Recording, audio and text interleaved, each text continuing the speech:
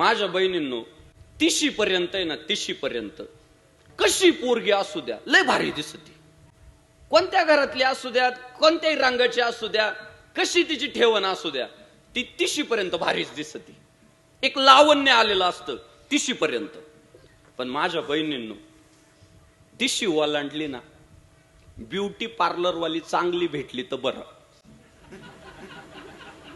30च्या नंतर निसर्ग आहे ना तुमची स्किन खायला सुरुवात करतो, सुरकुत्या पडायला सुरुवात होते, चेहऱ्यावरचा ग्लो निघून जातो. हा निसर्गाचा नियम आहे.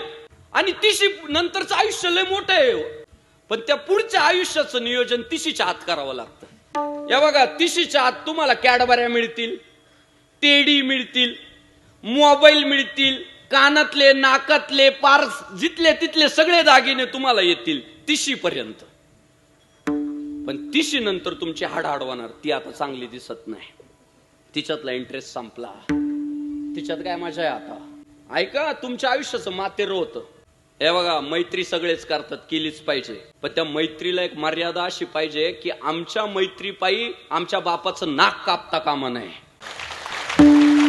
आमच्या मैत्रीपायी आमच्या आईची आयुष्यभर मान खाली जाता का. एक पोरगी पळून गेली ना, डायरेक्ट त्या आई अर्ध वजन उतरतं त्या आईचं. एक जर पोरगी पळून गेली आई बापाच्या विरोधात जाऊन, तो बाप डायरेक्ट अर्ध उतरतो. देवानं आयुष्य दिलेलं आहे आनंद घेण्यासाठीच दिलेलं आहे, पण तुम्ही मनमुराद आनंद लुटा आयुष्याचा. मी विरोधकच नाही कुणाचाच, आम्ही पण आनंद घेतो, नाही असं नाही, पण आमच्यामुळं आमच्या आई बापाचं नाव खराब नाही झालं पाहिजे. आमच्या गुरुजनांचं, आमच्या परंपरेचं नाव खराब होता कामा नाही, त्यांचं वजन उतरता कामा नाही. याची काळजी जर पोरीने घेतली, तुम्ही 30 पर्यंत या आमिषांना बळी पडण्यापेक्षा 30 पर्यंत तुम्ही अभ्यास करा, स्पर्धा परीक्षा लढा, चांगली गुणवत्ता मिळवा, ते सौंदर्य संपू द्या. लोक तुम्हाला मरेपर्यंत मुजरेच घालतात. तुम्ही बघा, गावात जेव्हा PI मॅडम येते, PI पोलीस स्टेशनची मुख्य राहते मॅडम, राहते PI, गावातली लोक तिचं सौंदर्य पाहता का?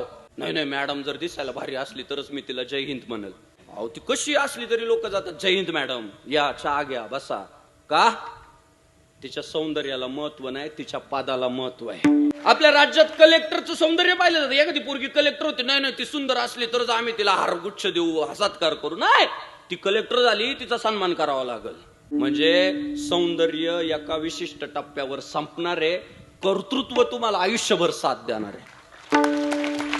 आणि ते कर्तृत्व करता करता तुम्ही मैत्री निभवा, ते कर्तृत्व करता करता तुम्ही संबंध जोपासा. पण कर्तृत्वाला बगल द्यायची आणि तेरे लिए जान दे सकते. काला जान देते?